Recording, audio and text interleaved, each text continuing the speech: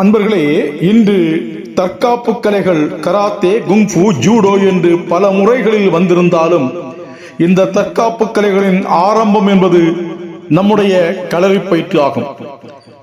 தமிழகம், கேரளா மாநிலங்களில் உருவான இந்த களரிப்பயிற்றானது உலகம் முழுவதும் பரவியது என்பதே உண்மை.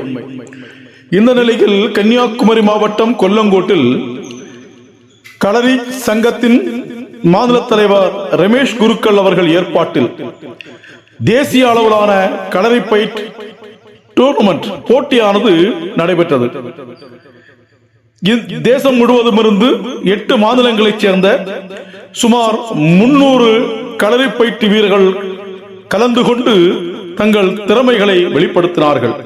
இந்த அற்புதமான நிகழ்வை நாம் இந்த பதிவில் பார்க்கலாம்.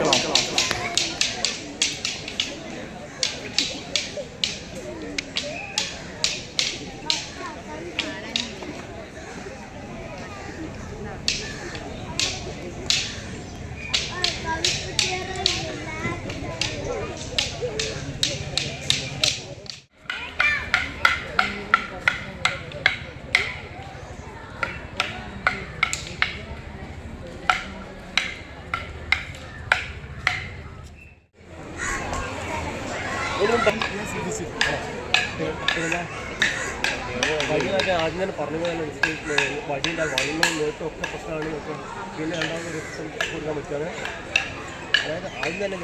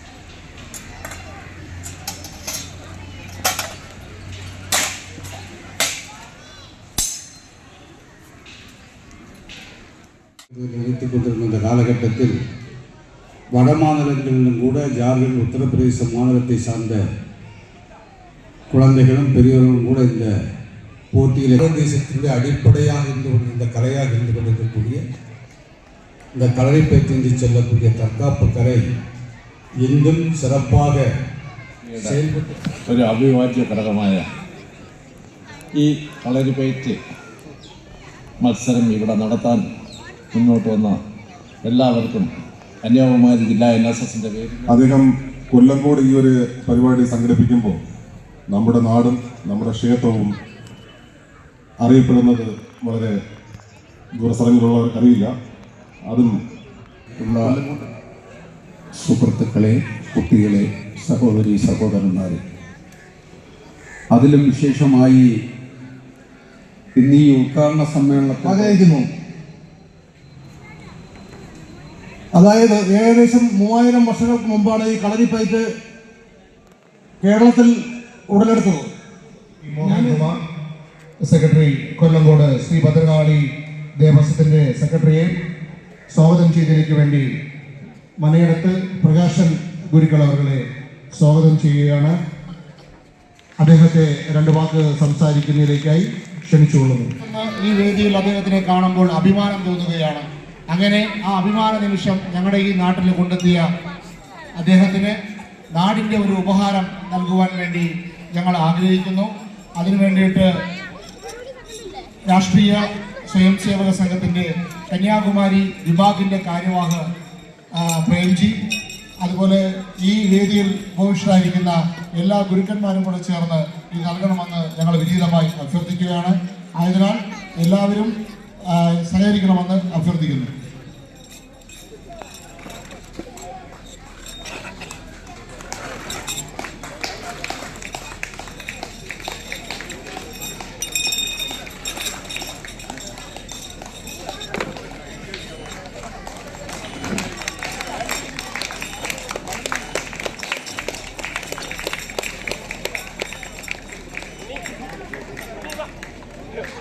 എല്ലാവരും